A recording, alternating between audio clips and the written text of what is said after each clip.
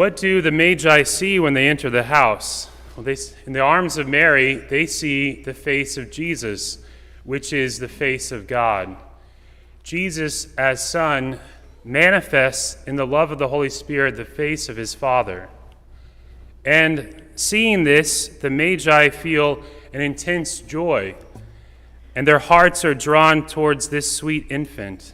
His face is adorable, and I mean that in the most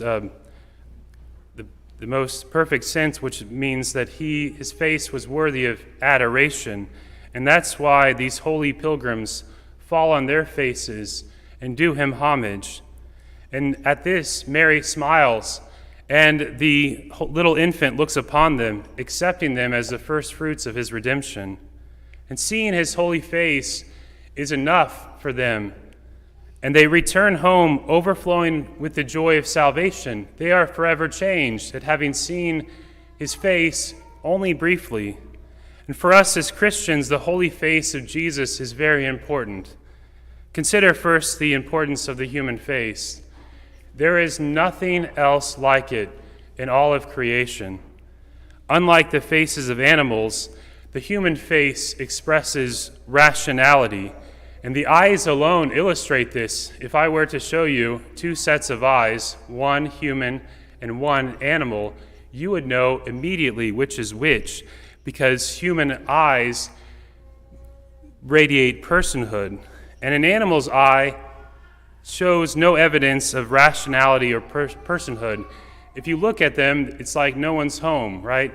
These are clearly instruments that they use, and some of them use them better than we do, but there's nothing behind it. But the human face, moreover, reveals and manifests a person's identity more so than any other part of the body. We don't identify someone by their hands or by their feet or any other body parts. And this is why we paint portraits. This is why we use photo IDs and why police use criminal lineups. And as our face develops from infancy to adulthood and then into middle age and finally into our older years, it always remains the same, even though we grow older. And finally, the face makes visible the invisible emotions of the heart. The face makes visible the invisible emotions of the heart. Whether in a moment of grief, triumph, or joy, a person's facial expressions open a window to their soul. And even more than that, we can see the state of their soul. When you look at a small child, we can see the innocence on their face. If we see someone who's holy, we could see the radiance of the holiness in their face. And for lack of a better term, if we see someone whose life is given over to sin, we might see that wretchedness on their face as well. And I once heard someone describe the face as the monstrance of the soul. You know, the monstrance is what we use at adoration, where we put the Blessed Sacrament in so for all of us to see.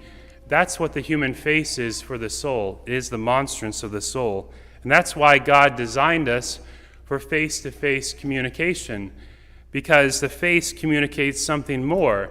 It communicates our personhood. It shows the fullness of who we are. And as an aside, just an observation about wearing masks. You know, we're told that they are medically useful for slowing the transmission of an infectious disease. At the same time, we have to admit, or it seems, that they are also socially detrimental to communication and to our ability to relate. And I'm not saying we shouldn't wear them. I'm just saying that there are trade-offs with them. So back to the point. If the human face has such value, then what must it have been like to see the holy face of Jesus? It would have satisfied the deepest longings of our heart.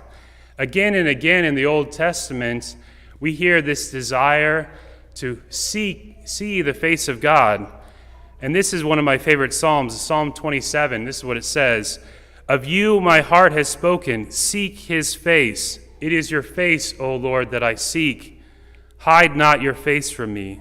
Of you my heart has spoken, seek his face." And all that time that they prayed those psalms and the people of God desired to see God's face, they would never have imagined how that desire would be fulfilled, that God would become man in the incarnation of Jesus, and that his human face would make visible the glory of God.